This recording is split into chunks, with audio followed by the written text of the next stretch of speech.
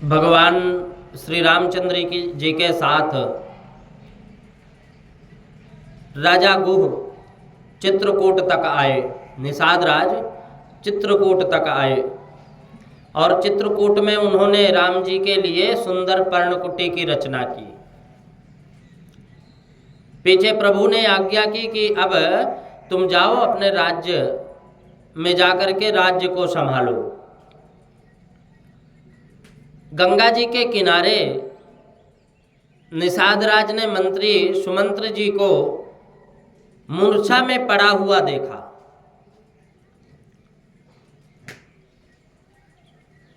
तो मंत्री जी अयोध्या वापस जा नहीं पाए।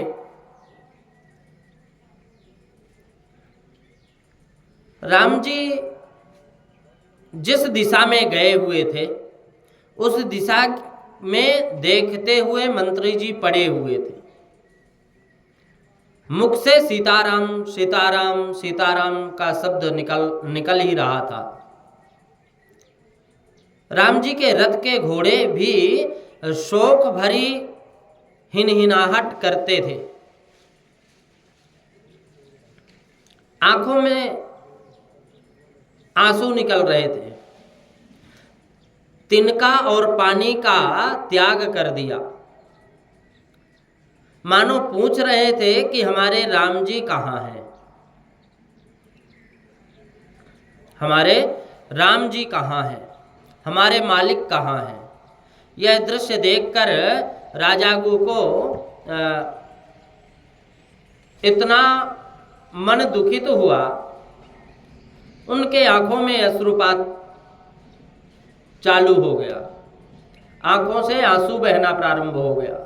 उन्होंने मंत्री जी को सावधान किया और कहा कि तुम पंडित परमारथ ज्ञाता, धरहु धीर लख विमुख विधाता। मंत्री जी, आप वयोवृद्ध हो, बुद्धिमान हो, आपको मैं क्या समझाऊं। भाग्य टेढ़ा होता है ना, उस समय भी बुद्धिमानी पुरुष धीरज रखते हैं। मंत्री जी अयोध्या की तरफ प्रयाण करने को तैयार हुए। गो राजा समझ गए कि मंत्री जी अकेले अयोध्या में नहीं जा सकते, ऐसी उनकी मन स्थिति नहीं है। तो राजा गुह ने 4 भीलों को साथ में भेजा। 4 भील मंत्री जी को रथ में बैठाकर अयोध्या जी ले गए और दोपहर के समय रथ अयोध्या के पास आया तो मंत्री जी ने विचार किया कि अभी मैं अयोध्या में जाऊंगा तो सब दौड़ते दौड़ते मुझको घेर लेंगे और पूछेंगे कि राम जी कहाँ है। तुम राम जी को कहाँ छोड़ करके आए, वापस क्यों नहीं लाए। मैं सबको क्या जवाब दूंगा। धिक्कार है मुझको, आज मेरे राम वनवास में है और मैं वापस भी नहीं ला पाया। आज मेरे प्राण चले गए होते तो जगत में मेरी कीर्ति बढ़ती, परंतु मैं राम जी को छोड़कर घर वापस जा रहा हूं। अब घर जाने के बाद अनर्थ होने वाला है।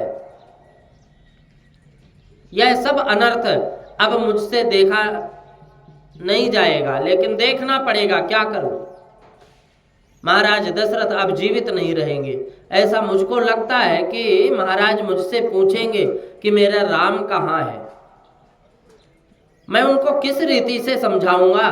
कौशल्या जी मुझसे पूछेगी, प्रश्न करेंगी कि मेरे राम को तुम कहाँ छोड़कर आए। अयोध्या की प्रजा राम जी के दर्शन के लिए तरसती है। मैं सबको क्या जवाब दूंगा।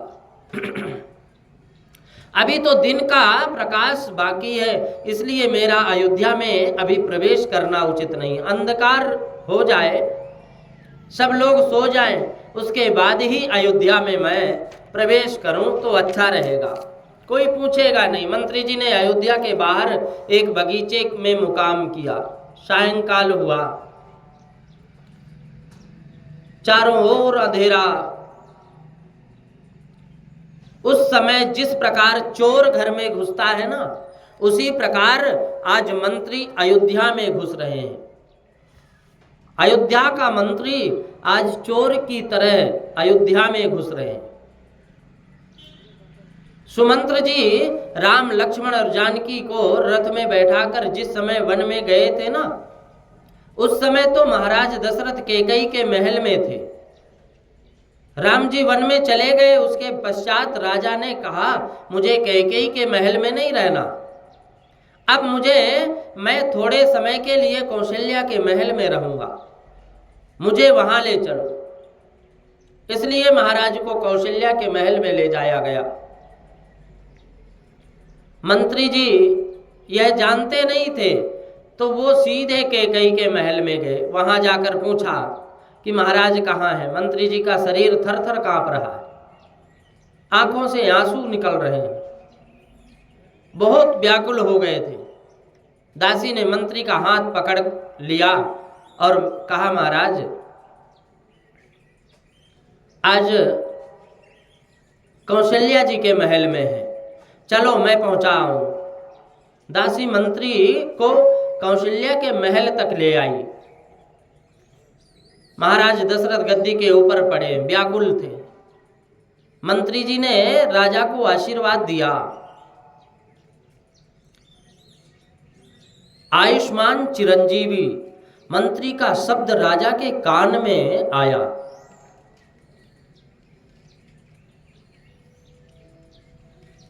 महाराज दशरथ थोड़े जागृत हुए,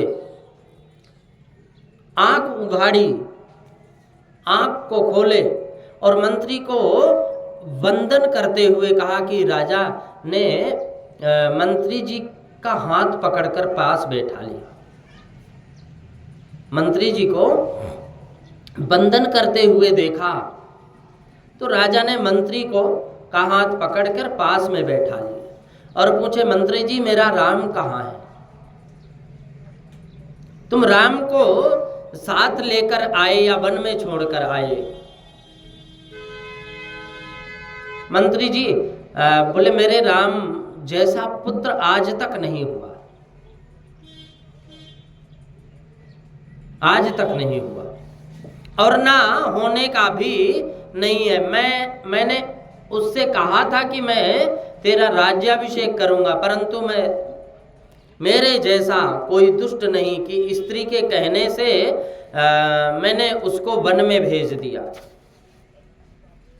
मैंने वन में भेज दिया।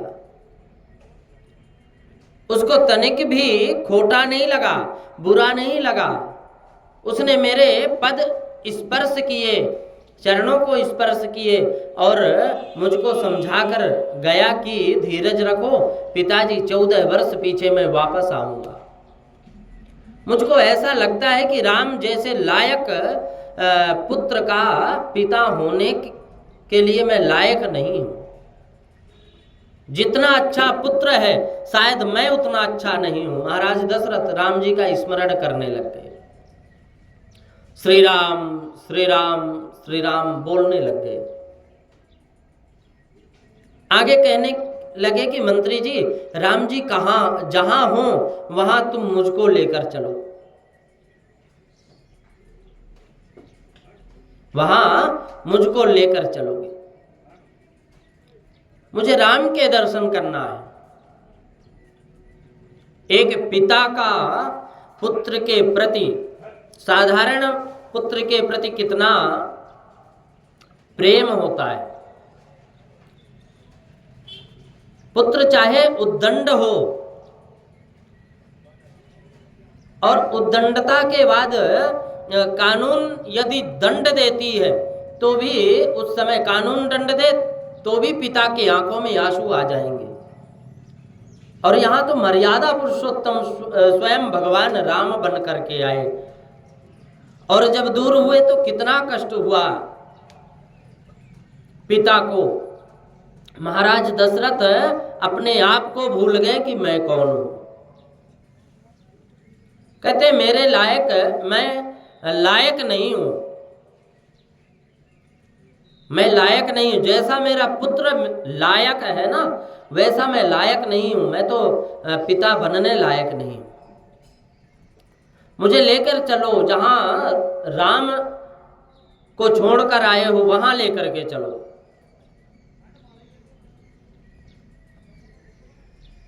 मुझे दर्शन करने की इच्छा है। सीता कहाँ है, मेरा लक्ष्मण कहाँ है?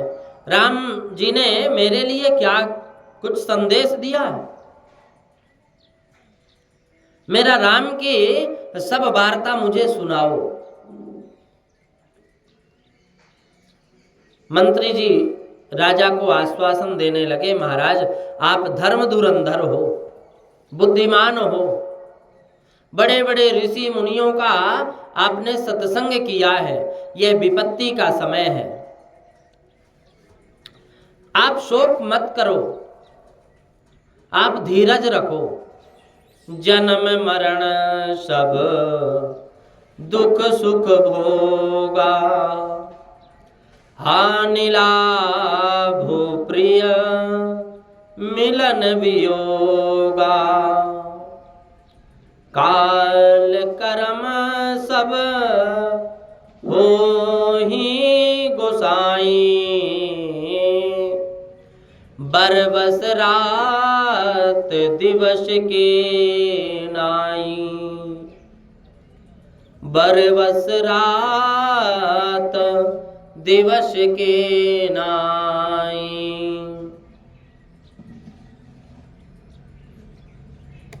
मंत्री राजा को आश्वासन देने लगे कि महाराज आप शोक छोड़कर धीरज रखो। राम विरह बड़ा दुख सागर है, उस सागर के पार उतरना है। आप कर्णधार हो, हिम्मत हार जाओगे तो हम सबका क्या होगा? मैं आपको राम जी की सब कथा सुनाता हूं। आपकी आज्ञा के अनुसार मैं रथ लेकर के राम जी के पास गया। राम जी जानकी को रथ में बैठाकर तमसा नदी के किनारे तक गया। अयोध्या की प्रजा भी पीछे दौड़ती दौड़ती वहां आई। मध्य रात्रि के समय सबको गाढ़ निद्रा लगी, गाढ़ी निद्रा में सब सो रहे थे। पीछे हमने वहां से प्रयाण किया और प्रातःकाल श्रृंगेरपुर पहुंचे। श्रृंगेरपुर में राजा गो ने बहुत स्वागत किया, बहुत आग्रह किया कि मेरे राजमहल में पधारो, परंतु राम जी ने मना ही कर दी। एक दिवस गंगा जी के किनारे शीशम के झाड़ के नीचे प्रभु ने विश्राम किया। प्रातःकाल में बड़ का दूध मंगाकर भगवान श्री राम लक्ष्मण जी ने सुंदर बालों की जटा बनाई। मैंने बहुत बहुत प्रार्थना की महाराज कि तो आज्ञा है महाराज जी की कि 2-4 दिन वन में घुमाकर राम जी को वापस अयोध्या लेकर आओ। तब राम जी ने मुझसे कहा कि पिताजी की आज्ञा का पालन करना मेरा धर्म है। ज्ञानी महापुरुष धर्म के लिए प्राणों का बलिदान कर देते। पिताजी के लिए मैं जो करूं वह कम है। पिताजी से कहना कि आपके चरणों में हमारा प्रणाम है और हमारी चिंता मत करना, आपके आशीर्वाद से वन में हमारा मंगल ही मंगल होगा। भगवान कहे कि बन मग मंगल कुशल हमारे, बन मग मंगल कुशल हमारे, कृपा अनुग्रह पुण्य तुम्हारे। सीता जी ने भी आपको प्रणाम कहा है। पीछे केवट ने चरणों की सेवा की। श्री राम लक्ष्मण जानकी जी नाव में बैठे और गंगा पार गए। उनका दुख सुख यह सब मैंने नजर से देखा। भगवान श्री राम लक्ष्मण जानकी जी सामने किनारे पर उतरकर चलने लगे। तो दूर तक मैंने देखता रहा। बोलते बोलते मंत्री जी बहुत व्याकुल हो गए। आगे कहा, मैं जीवित वापस आया हूं, राम जी का संदेश लेकर के वापस आया हूं। उस समय महाराज दशरथ की घबराहट और ज्यादा बढ़ गई और कहने लगे कि राम जी को गए आज 6 दिन पूरे हो गए, अभी मेरे पंच प्राण जाते नहीं। और प्राणों को धिक्कार है। कौशल्या जी महाराज दशरथ को आश्वासन देकर कहने लगे कि आप धैर्य धारण करें, हम सब आपके आश्रित हैं। 14 वर्ष तो घड़ी पल की तरह बीत जाएंगे और राम आपको आकर वंदन करेगा। दशरथ जी ने कहा कि अब मेरे प्राण बहुत व्याकुल हुए, मेरे हृदय में बहुत दुख है। कौशल्या जी महाराज के वक्ष पर हाथ फेरने लगी। कौशल्या जी महाराज के सीने पर हाथ फेरने लगी। महाराज दशरथ का दुख देखकर रानियां रोने प्रारंभ कर दी। यह विलाप देखकर शोक को भी शोक होने लगा। महाराज दशरथ श्री राम श्री राम श्री राम रटते थे और रात्रि का समय था। महाराज दशरथ के प्राण अतिशय व्याकुल हो गए। तुमको जब तक ठाकुर जी का वियोग सहन होता है, राम जी के वियोग में जब तक तुम्हारा मन संसार में रमता है, तब तक मानना कि मैं वैष्णव नहीं हूं। लोग भले ही कहें कि मैं वैष्णव हूं। वैष्णव तो वह है जो प्रभु का वियोग सहन नहीं कर सकता, जो परमात्मा के वियोग में व्याकुल हो जाता है और खूब रोता है, अपने आप को विस्मरण हो कर लेता है, अपने आप को भूल जाता है। पक्का वैष्णव, सच्चा वैष्णव तो वही है। परमात्मा के वियोग में जिसका मन संसार में रमता है, परमात्मा के वियोग में जो अतिशय दुखी हो जाता है,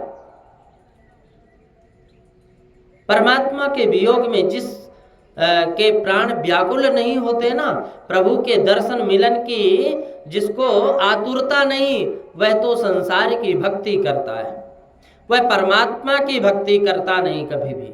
भक्ति का आरंभ तो तभी ही होता है जब परमात्मा के वियोग में दुख का अनुभव हो। जीव को जब लगता है कि मैं अपने भगवान से बिछुड़ा हुआ हूं, मैं अपने भगवान से दूर हुआ हूं, मैं भगवान का अंश हूं, फिर भी मैं भगवान को भूल गया, मुझको परमात्मा के दर्शन कहाँ होंगे, मेरी इतनी उम्र हो गई, मेरा जीवन अब पूरा होने वाला है, परंतु अभी हमें प्रभु के दर्शन नहीं हुए। ऐसी व्याकुल मन में व्याकुलता ऐसी जागे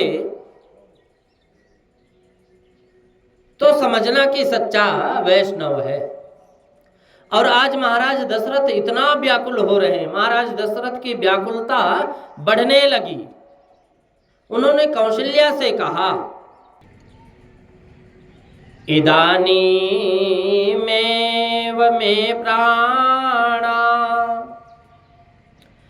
उत्क्रमिष्यन्ति निश्चयः शप्तोऽहं बाल्यभावेन केनचिन्मुनिना पुरा। महारानी, अब मैं जीने का नहीं, अब मेरे प्राण निकलने की तैयारी में हैं। मुझको श्रवण के पिता का श्राप लगा है, मुझे श्रवण के पिता का श्राप लगा। राजा ने कौशल्या को सब कथा सुनाई। जब मैं युवराज पद पर था तब शब्दवेदी बाण छोड़ने की धनुर्विद्या सीखी थी। और इससे मुझे में कुछ अहंकार आ गया, मद आ गया। एक रात्रि को शिकार खेलने के लिए मैंने सरजू जी के किनारे गया। रात्रि के समय नदी में पानी पीने के लिए जंगली पशु आते थे। तो मैंने आहट सुनने की आशा में मैंने एक वृक्ष की ओट में छिपा रहा और इतने में जल से भरते हुए घड़े का शब्द मैंने सुना। परंतु उस समय वह शब्द हाथी के नाद जैसा मुझको जान पड़ा। कोई हाथी पानी पीने आया है ऐसा समझकर जहां से नाद आया था ना, उस तरफ लक्ष्य साध कर मैंने बाण फेंका। परंतु तुरंत ही किसी मनुष्य की आर्तनाद, करुणनाद, करुणा आवाज मेरे कान में सुनाई दी। मैं सन्न रह गया। मेरे कान में शब्द पड़ा, अरे! तो रात्रि के समय मैं जल लेने आया हूं।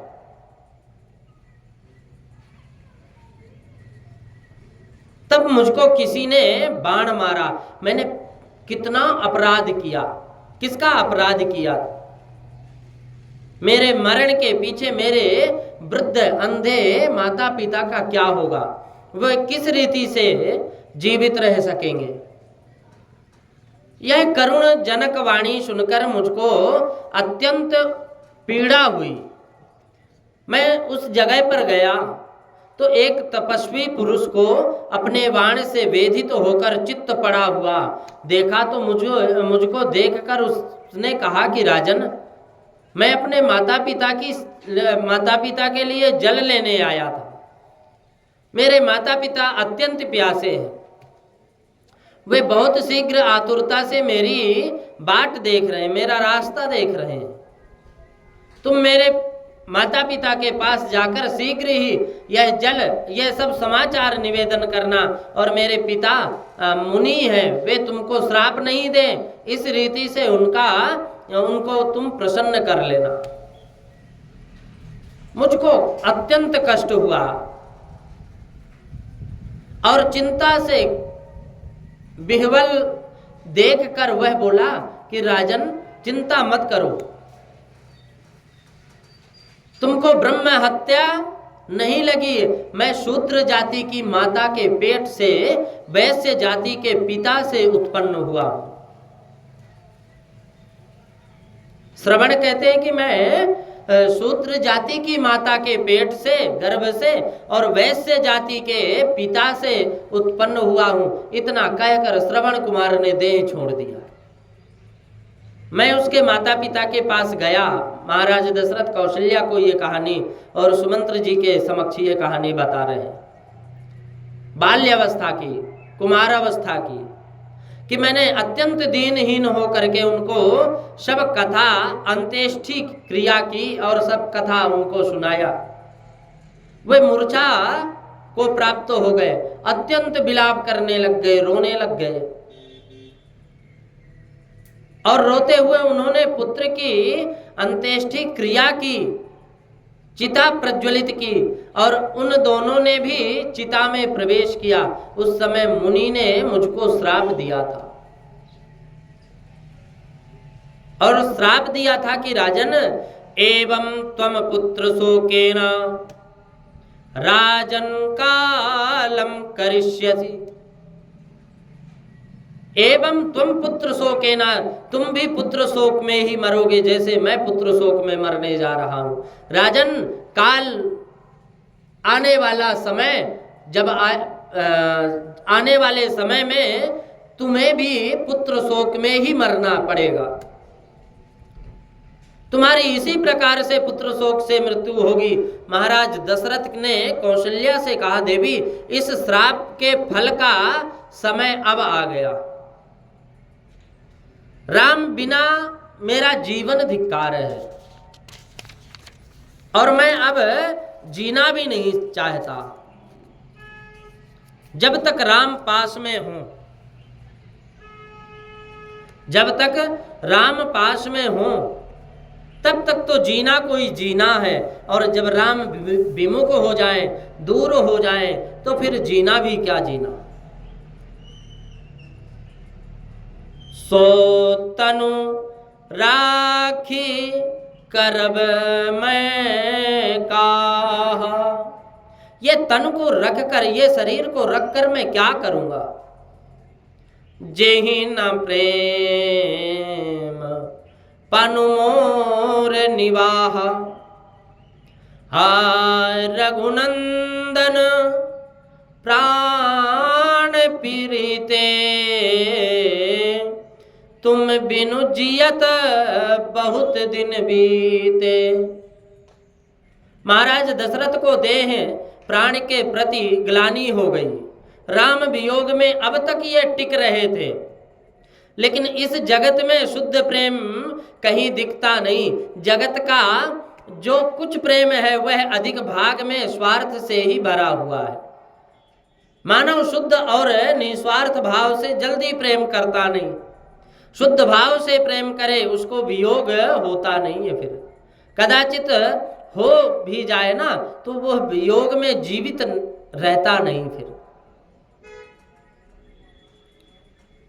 महाराज दशरथ ने कहा कि राम वियोग में 6 दिन मेरे प्राण रहे, अब प्राणों को मैं शुद्ध करता हूं, अब मैं प्राणों को मुक्त करता हूं। 6 बार श्री राम श्री राम श्री राम बोलते बोलते राजा ने प्राण को त्याग दिया। राम राम कहि राम कहि, राम राम कहि राम, और तनु परिहरि रघुबर विरह, राव गयो सुरधाम। परमात्मा श्री राम के साथ संबंध रखने से जीवन मरण मंगलमय होता है। परमात्मा के साथ संबंध ना रखो तब तक प्रभु का बराबर स्मरण होता नहीं, और संबंध से ही स्मरण होता है, संबंध से ही लगन होती है। गांव में बहुतों को बुखार आ जाता होगा, परंतु संबंध बिना हम उनको देखने भी नहीं जाते। और जिसके साथ कुछ संबंध है उसके प्रति, जिसके प्रति स्नेह है, ईश्वर के साथ संबंध जोड़ो। इस जीव का जगत के साथ संबंध कच्चा है, ईश्वर के साथ संबंध सच्चा है। जगत का संबंध तो कच्चा है और ईश्वर का संबंध सच्चा है। इसलिए आप ईश्वर के संबंध को जोड़ो, ईश्वर के संबंध से जुड़ जाओ।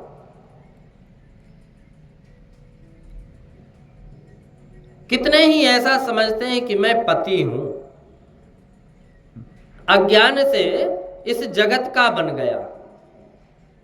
यह जीव है तो ईश्वर का, फिर भी यह अज्ञान से जगत का बना हुआ है, घूम रहा है।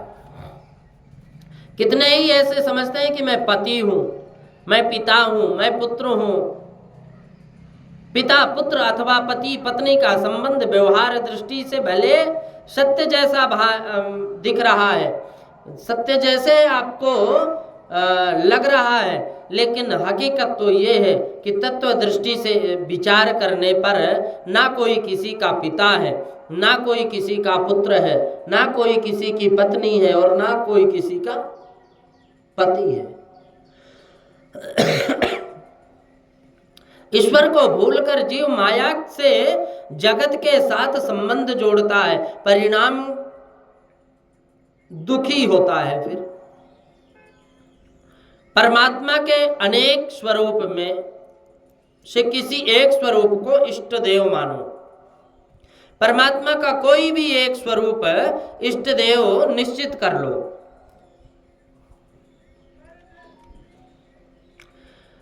और पति एक ही होता है उसी प्रकार इष्ट देव एक ही रखो और उसके साथ संबंध जोड़कर सेवा स्मरण में तन्मय रहो। सब देवों को वंदन करो, परंतु ध्यान रखो कि स्मरण और ध्यान इष्ट देव का ही करो।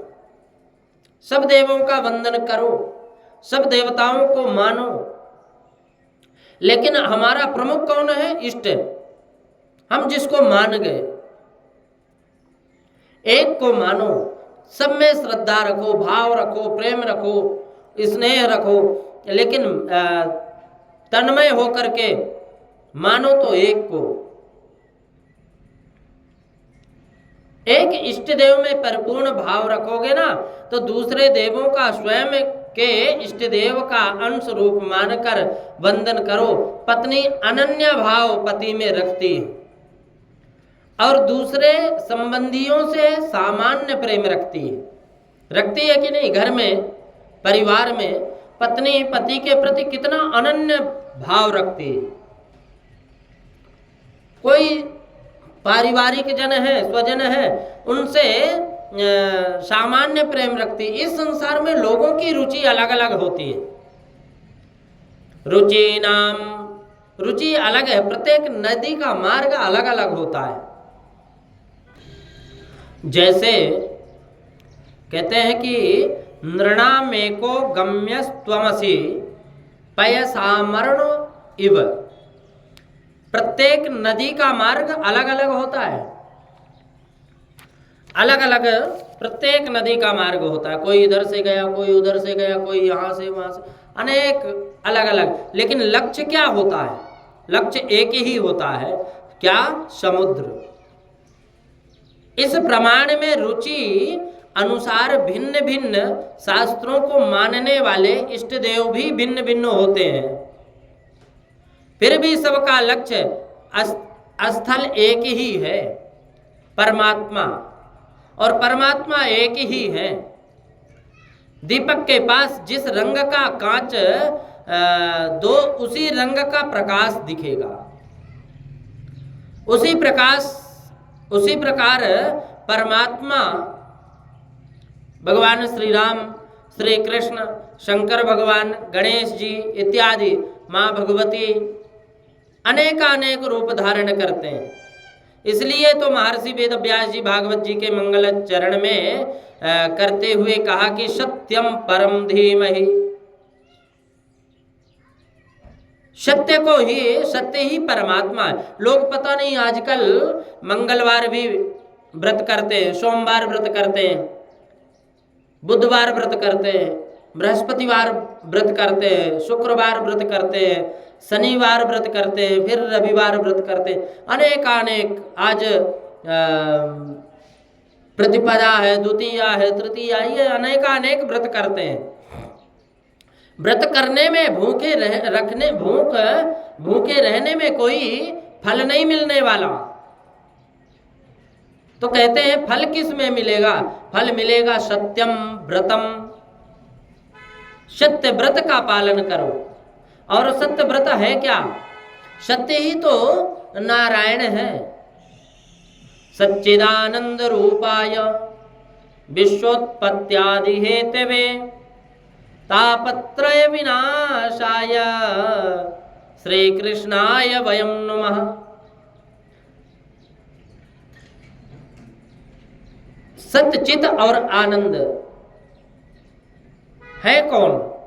सच्चिदानंद, सच्चिदानंद, सच्चिदानंद हम लोग कहा करते हैं हमेशा, लेकिन सच्चिदानंद है कौन? हम लोग जब खंड विच्छेद करते हैं, उसका संधि विच्छेद करें तो सत्य, चित और आनंद। सत्य यानी प्रकाश, सत्य यानी सत्य। जो प्रथम में सत्य था, पहले सत्य था, मध्य में सत्य है और अंत में सत्य बचेगा। जैसे हम देख सकते हैं कि भगवान सूर्य नारायण है, आदि निरंतर अनंत काल से हम देखते चले आए। सत्य है, सूर्य भगवान है, मध्य में भी सूर्य भगवान रहेंगे और अंत में भी सूर्य भगवान रहेंगे। एक उदाहरण, जैसे हम भगवान सूर्य नारायण को देखते हैं, सुबह भी देखते हैं, शाम को भी, दोपहर में भी देखते हैं, शाम ढलने वाली होती उस समय भी देखते हैं। ठीक इसी प्रकार सत्य बचेगा और वही सत्य स्वरूप नारायण है। सत्यम परम धीमहि।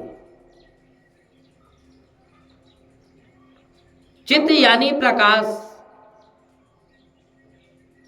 हम जब कोई वस्तु, हमें किसी वस्तु को देखनी है, कोई पुस्तक पढ़नी है, तो हमें प्रकाश की आवश्यकता पड़ती है।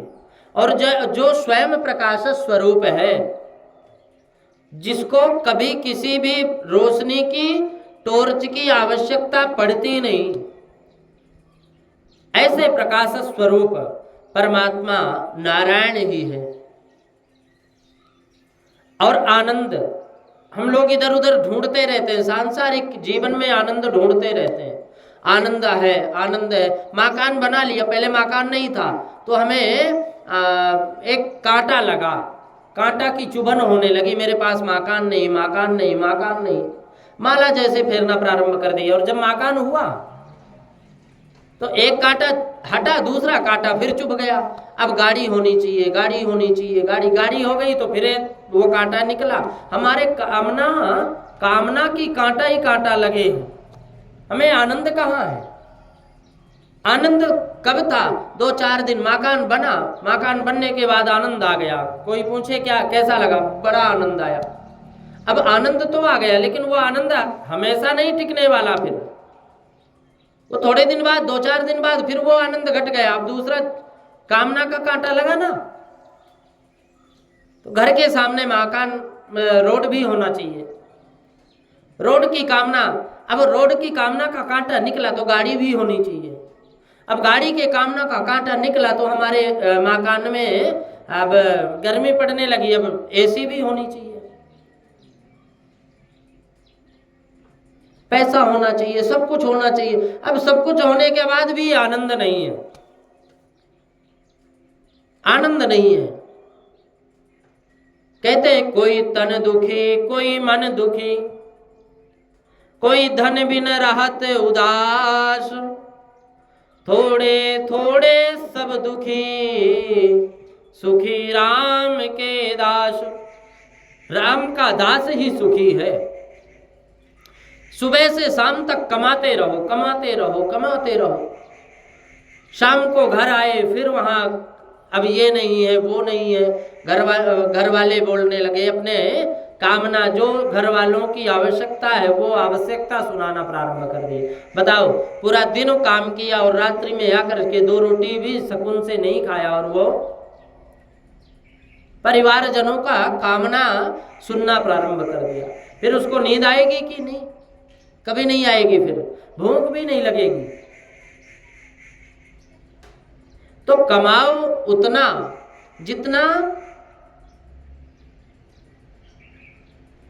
हम अपने परिवार को चला पाए। हमें 2 वक्त की रोटी और तन के लिए कपड़ा ही तो चाहिए, इससे ज्यादा क्या है? आवश्यकता जितनी हो उतना ही लेना चाहिए, उतना ही मांग करना चाहिए। वरना आया है, जो भी आया उसको सबको फिर जाना ही पड़ेगा। कोई किसी का नहीं है, परमात्मा के सिवा यहाँ हकीकत में कोई किसी का नहीं है। यहाँ जिसको पत्नी कहते हैं वो भी मकान तक ही चलती है। बच्चे, परिवार, रिश्तेदार, मित्र जिनको कहते हो ना, वो भी बस इतना ही जाएंगे, स्मशान तक। स्मशान के बाद फिर नहीं जाएंगे। वो जाएगा तो सिर्फ हमारा कर्म। हमारा कर्म कैसा है? हमारा कर्म जैसा है ना, हम वैसा ही उसका फल मिलने वाला है। कुछ भी साथ में नहीं जाता। साथी है मित्र गंगे के जल बिंदु पान तक, अर्धांगिनी चलेगी केवल मकान तक। परिवार के सब लोग चलेंगे स्मशान तक, बेटा भी हक निभाएगा तो अग्निदान तक।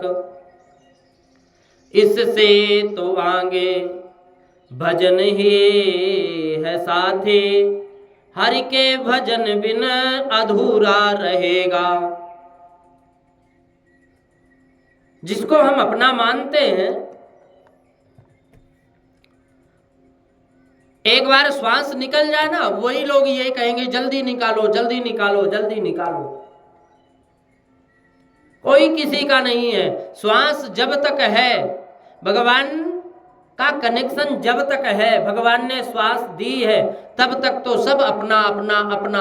और जैसे भगवान ने वो कनेक्शन खींच ली श्वास की, तो सब यही बोलेंगे ले चलो ले चलो ले चलो, पराया है, जल्दी निकालो। यहां रखोगे तो बदबू आना प्रारंभ हो जाएगी।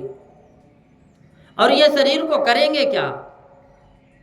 ये तो गाड़ देंगे तो कीड़ा मकोड़े बन करके और स्वयं कीड़ा बन करके कीड़ा खा जाएंगे ये शरीर।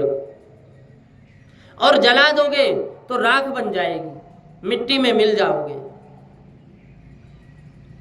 इसके अलावा कोई नहीं। शरीर जब तक है तो ये नेता मंत्री, ये कलेक्टर, ये IAS IPS, ये महंत, ये श्री महंत, महामंडलेश्वर, शंकराचार्य, लेकिन वास्तव में कुछ भी नहीं है। सार तो रहा ही नहीं, चाहे कितने भी शंकराचार्य बन जाओ। हमारा कर्म नहीं है, हम अपने कर्म को भूले हुए हैं। और जब हम कर्म को भूल गए तो हम बाहरी दिखावटी में चाहे कितना भी दिखावापन करें, हम कितना भी माने कि हम तो ये हैं वो है, ये कुछ भी नहीं है। हकीकत यही है कि हमारा कर्म जैसा होगा हमें वैसा ही परिणाम मिलेगा। हम लोग लोगों के सामने तो ना जाने कितने अनेक बात बोलते हैं, अनेक प्रकार की भाषा बोलते हैं, लेकिन एकांत में जाने के बाद सच्चा मित्र वही है हमारी आत्मा। यह तो परमात्मा को पता है, यह परमात्मा के अंश जो हमारे अंदर है वो आत्मा को पता है कि हम कैसे हैं। अब झूठ बोलने का कितना भी संसार में झूठ बोलते रहो, लेकिन हकीकत दो को ही पता होना चाहिए। और दो को पता चल जाएगा तो ये काम होगा। या तो एक तो परमात्मा, और परमात्मा के अंश आत्मा को पता है। आत्मा कहती है सुधर जा सुधर जा सुधर जा। जिस दिन आत्मा निकलेगी परमात्मा में पहुंचेगी तो परमात्मा फिर छोड़ेंगे नहीं, परमात्मा पाई पाई का हिसाब देंगे। इसलिए सत्यम व्रतम सत्यम परम, सत्य व्रत ही सच्चिदानंद है। सत्यम परम धीमहि।